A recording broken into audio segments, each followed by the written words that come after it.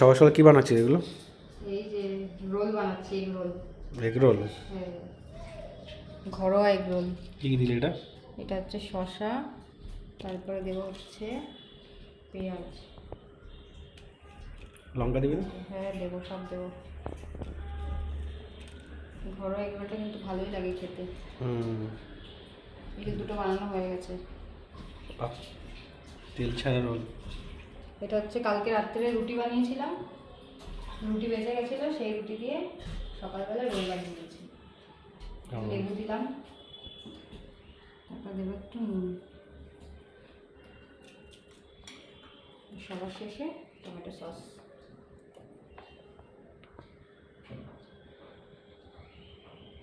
বাহ, just role করলে complete.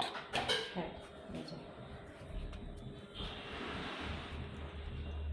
হয়ে গেছে আমাদের রোল রেডি। এটা বাইট নিয়ে কেমন লাগছো?